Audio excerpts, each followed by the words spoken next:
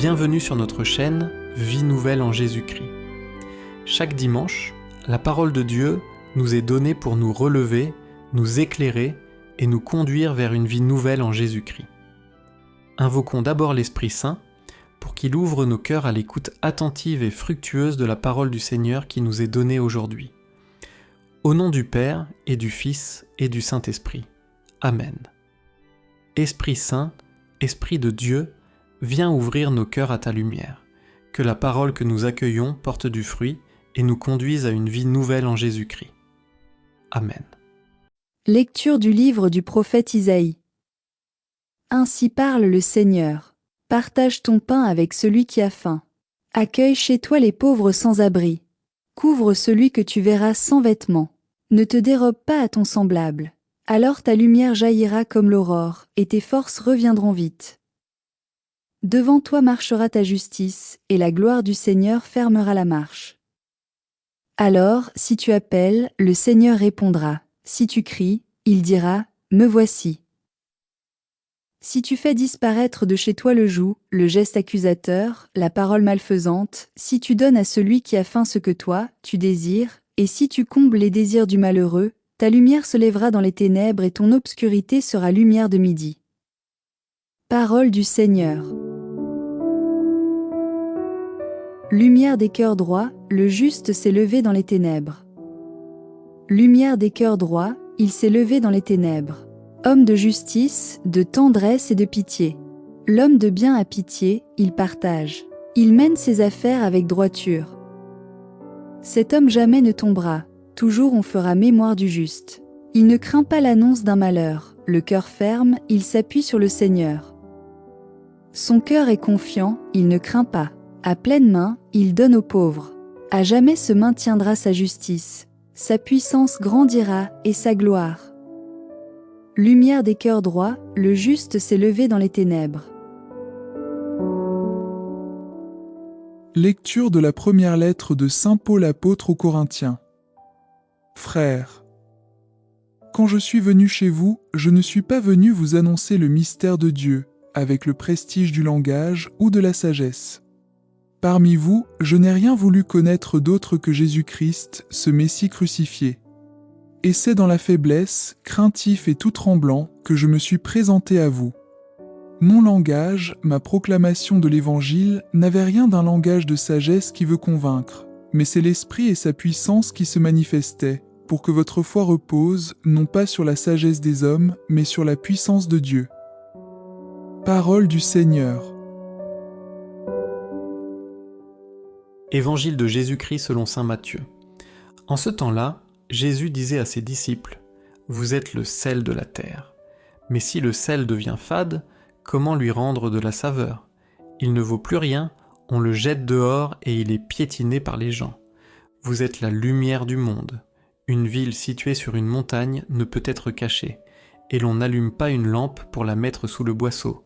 On la met sur le lampadaire et elle brille pour tous ceux qui sont dans la maison. De même que votre lumière brille devant les hommes, alors, voyant ce que vous faites de bien, ils rendront gloire à votre Père qui est aux cieux. » Acclamons la parole de Dieu. Chers frères et sœurs dans le Christ, les lectures de ce dimanche nous placent devant une question fondamentale. À quoi sert un chrétien? Après avoir entendu les béatitudes dimanche dernier, Jésus passe aujourd'hui de l'être à l'agir. Il ne nous dit pas « essayez d'être le sel » ou « faites un effort pour devenir la lumière », mais plutôt, il affirme avec autorité « vous êtes le sel de la terre, vous êtes la lumière du monde ». C'est une identité reçue gratuitement, en particulier au jour de notre baptême. Mais c'est aussi une mission, une responsabilité, devenir concrètement ce que nous sommes déjà aux yeux de Dieu. Dans le monde biblique, comme dans la vie quotidienne, le sel n'est pas seulement un condiment. Il a plusieurs significations essentielles. D'abord, le sel donne du goût. Il ne se mange pas seul.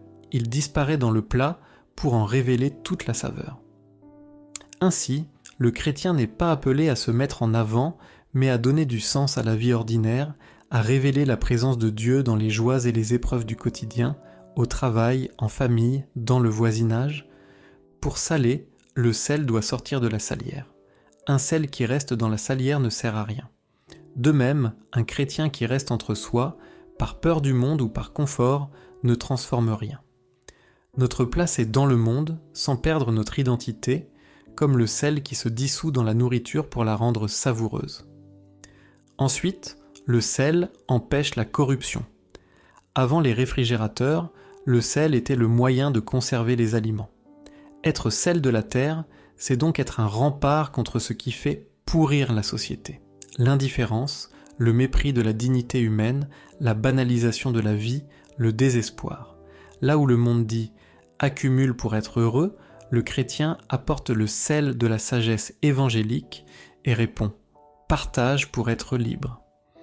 Jésus nous avertit cependant, le sel peut s'affadir. En grec, le verbe utilisé signifie aussi devenir fou, perdre la sagesse. Dans ce sens, le sel devient symbole de la sagesse. Le chrétien est donc appelé à apporter une intelligence nouvelle. Dans une société qui court après le vent ou s'étourdit dans la consommation, nous sommes ce sel qui redonne le sens du vrai bonheur. La deuxième image que le Seigneur nous donne est celle de la lumière. Si le sel se mélange, la lumière, elle, se distingue.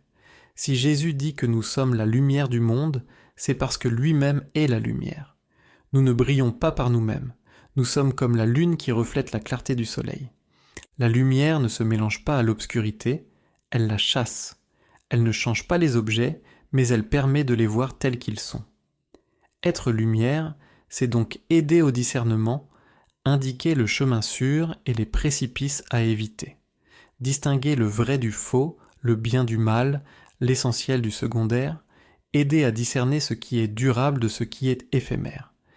Jésus ajoute « On n'allume pas une lampe pour la mettre sous le boisseau. » Le boisseau servait à mesurer les grains. Mettre la lampe dessous, c'est vouloir mesurer l'évangile à nos critères humains.